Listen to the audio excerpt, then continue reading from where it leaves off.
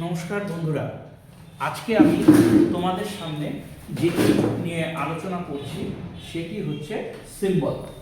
ভালো করে দেখো, এই যে ছবিগুলো দেখতে পাচ্ছ এইগুলো হচ্ছে এক একটা সিম্বল। প্রথমে এই যে তীর চিহ্ন যেটা দেওয়া আছে এটি হচ্ছে ফ্লো লাইন। এটি দিয়ে কি করা হয়, লজিক যে জিনিসটা হয়, লজিক কনসেপ্ট সিম্বল, সেই জিনিসটাকে বোঝানো হয়। তারপরে এই যে জিনিসটা যেটা বলা হয় টার্মিনাল, যা দিয়ে প্রোগ্রাম স্টার্ট বা প্রোগ্রাম স্টপ এই জিনিসটি বোঝানো হয়। তারপরে আসছি ইনপুট অ্যান্ড আউটপুট। ইনপুট আর আউটপুট মানে এইখানটাতে বলা, যদি আমি আউটপুট করি প্রিন্টএফ যখন ইউজ করব প্রোগ্রামে, তখন ফ্লোচার্টে এই জিনিসটি মানে এইরকম সিম্বলটি ইউজ করব। তারপরে এটা হচ্ছে প্রসেসিং মানে কি করছি, প্লাস করছি, মাইনাস করছি, ইনটু করছি, কি করছি সেটি হচ্ছে এই প্রসেসিং এর মাধ্যম দিয়ে এই সিম্বলটা দিয়ে আমরা ডিক্লেয়ার করব। তৃতীয়ত দেখো ভালো করে, এটি হচ্ছে ডিসিশন মানে ধরো একটা আসলো একটা প্রোগ্রাম যে আমি প্লাস করলে একরকম রেজাল্ট আসবে, মাইনাস করলে একরকম রেজাল্ট আসবে। ইফ এলস এগুলো নিয়ে আমরা পরে আরো ডিসিশন শিখবো।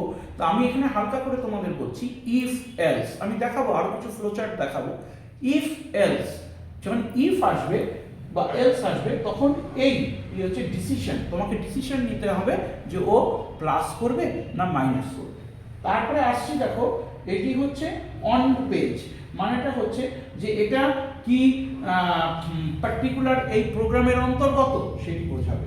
আর এটা হচ্ছে অফ পেজ মানেটা হচ্ছে, আমি এই জায়গাটা অন পেজ আর অফ পেজ তোমাদের একটু ভালো করে বোঝাচ্ছি শোনো।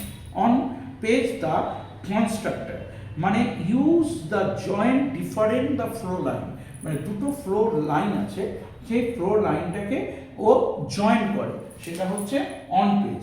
আর অফ পেজটা কি করে, use to contact the flow chart the protection on the different page, মানে এটি হচ্ছে ডিফারেন্ট পেজে, আলাদা পেজে, মানে একটা পেজ না আরেকটা পেজের সাথে একে মানে যোগাযোগ স্থাপন করে। তো আমি সামনে একটা ছোট্ট ফ্লোচার্ট ড্র করেছি, ভালো করে দেখে নাও। প্রথমে করলাম স্টার্ট মানে কি হলো, আমি যে বললাম টার্মিনাল, স্টার্ট অ্যান্ড স্টপ এর মধ্যে একটি। তারপরে আসলো ডিক্লেয়ার দ্য ভেরিয়েবল ডিক্লেয়ার করব, তার মানে কি এটা প্রসেসিং, তার মানে আমি এই প্রসেসিং সিম্বলটা ইউজ করলাম। তারপরে আসলো রিড দ্য নাম্বার মানে এটি হচ্ছে ইনপুট, এই যে ইনপুট দিলাম, এখানে নাম্বার রিড করবে। তারপরে আসলাম সাম এ প্লাস বি মানেটা হচ্ছে যে আগেকার মানে হিসেবে প্রসেসিং করা হচ্ছে, এই জন্য প্রসেসিং সিম্বল আসলো, মানে এটা যোগ করা হবে। তারপরে আসলো ডিক্লারেশন মানে হচ্ছে প্রিন্টএফ, মানে এটা হচ্ছে তোমার ইনপুট না আউটপুট, তাহলে এটা ইনপুট আউটপুট মানে এখানে প্রিন্টএফ মানে আউটপুট বেরোবে, তাই জন্য এই সিম্বলটি ইউজ হলো। লাস্টে আসলো স্টপ মানে আমি আবার টার্মিনাল স্টপ ইউজ করলাম। তাহলে এই যে ফ্লোচার্টটি দেখলে দেখো, স্টার্ট, তারপরে ডিক্লেয়ার ভেরিয়েবল, তারপরে read the number, sum A plus B, display the number and stop, এই যে টোটাল জিনিসটা তোমার সামনে রইল, এই জিনিসটার উপরে আমরা কি বুঝতে পারলাম, স্টার্ট প্রথমে প্রোগ্রাম শুরু করব, তারপরে ডিক্লেয়ার দ্য ভেরিয়েবলকে ডিক্লেয়ার করব, তারপরে রিড দ্য নাম্বার, তারপরে sum A plus B, display the number and stop. এইবার ধরো তোমাকে বলা হলো যে একটা সাম এ প্লাস বি এর অ্যালগরিদম বানিয়ে দাও। তা আমি অ্যালগরিদমটা কিভাবে লিখব, ভালো করে দেখো।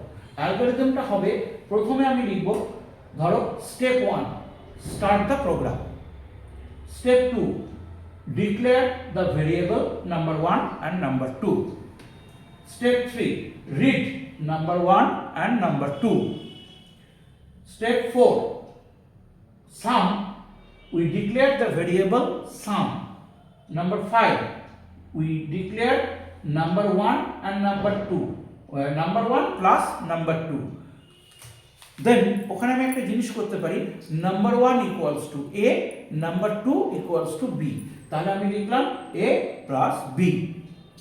দেন ডিসপ্লে লিখলাম printf print the a plus b then stop. দেখো একটা অ্যালগরিদম তৈরি হয়ে গেল। তো আমি এটাই তোমাকে আগের ক্লাসে বলেছিলাম যে একটা অ্যালগরিদম করতে গেলে, একটা অ্যালগরিদম যদি করা যায় তাহলে তার একটা ফ্লোচার্ট থাকলে অ্যালগরিদমটি করতে খুব সহজ হয়। সুতরাং এটুকু বন্ধুরা মনে রাখবে যে algorithm always depend on flowchart. এটি একটু দেখো ভালো করে। এবার তোমাদের সামনে আমি একটি বই তুললাম, বইয়ের মধ্যে এই ফ্লোচার্টটির উপরে ফোকাস করো। দেখো প্রথমে স্টার্ট, তারপরে ঠিক ডিক্লারেশন করলাম এ বি সি, তারপরে রিড এ বি, তারপরে এই দেখো ডিসিশন মেকিং। আমি যেটি তোমাদের একটু আগে বলেছিলাম ডিসিশন সিম্বল, ঠিক সেই জিনিসটি দেখো এইখানে দেওয়া আছে। Is A greater than B, then এখানে যাবে, তখন বলবে এ ইফ যদি ট্রু হয় তাহলে is A greater than C, true হয় তাহলে প্রিন্ট এ। আবার যদি এ লেস দেন বি হয়, ফলস হয়, মানে এ যদি বি এর থেকে ছোট হয় তাহলে কি হলো, বি সির থেকে যদি ছোট হয় তাহলে এটা ট্রু হবে, ট্রু হয়ে এখানে চলে আসবে প্রিন্ট সি। আর যদি বি সির থেকে বড় হয়, ফলস হয়, তাহলে চলে যাবে প্রিন্ট বি। তাহলে ব্যাপারটা বুঝলে, ডিসিশন মেকিং, ও এখানে ডিসিশন নিচ্ছে, এখানে ডিসিশন নিচ্ছে, এখানে ডিসিশন নিচ্ছে, নিয়ে প্রিন্ট বি করে তারপরে ও স্টপ করছে। তাহলে ব্যাপারটা ভালো করে বুঝতে হবে তোমাদের, যে আমি আরেকবার তোমাদের বোঝাই। দেখো স্টার্ট, তারপরে আমি ডিক্লারেশন করলাম ভেরিয়েবলগুলোকে আমি কি করলাম, রিড করলাম, পড়লাম, পড়ার পরে কি করলাম, আমি ডিসিশনে গেলাম। ডিসিশনে কি বলছে, A greater than B, if it is true then A greater than C, if it is true then print A. যদি ধরো এর দুটোর মধ্যে একটাও হলো না, এখানের মধ্যে এ লেস দেন বি হয়, ফলস, তাহলে এখানে চলে আসলো B greater than C. B greater than C যদি ফলস হয় তাহলেও চলে আসলো প্রিন্ট বি। আর যদি বি গ্রেটার দেন সি যদি ট্রু হয় তাহলে প্রিন্ট সি। আবার এ যদি লেস দেন সি হয়, ফলস হয়, প্রিন্ট বি। এই টোটালটা জিনিসটি করার পরে যদি এখানে আসে প্রিন্ট এ, তারপরে গিয়ে প্রোগ্রামটি স্টপ হবে। তাহলে এই যে জিনিসটি, এটির অ্যালগরিদম কেমন হবে, আমি লিখব step 1 start the program, step 2 declare the variable A B C, step 3 read ABC, step 4 if A greater than B then true equals to A greater than C. Next step আমি লিখব if A greater than C, if it is true then print A. If next step এ লিখব if A less than B, false, then B greater than C, it is true, then print C. If তারপরে if দেব, দিয়ে next স্টেপে লিখব if B greater than C is false then go to print B, then if A less than C then false print B. তো then if print A print then program stop, if print C print then program stop, if print B print then program stop. This is the algorithm. তাহলে এটাই বুঝলাম যে এই যে আমি এখানে যেটা দেখছি, এই জিনিসটি যদি আমি অ্যালগরিদম মানে ফ্লোচার্টটি আমার সামনে থাকে তাহলে আমি অ্যালগরিদম করতে পারবো। তাহলে আজকে এটুকুই থাকলো, পরের ক্লাসে আবার এই নিয়ে ডিসকাস হবে। তোমরা একটু ফ্লোচার্টের লাইনগুলি দেখো।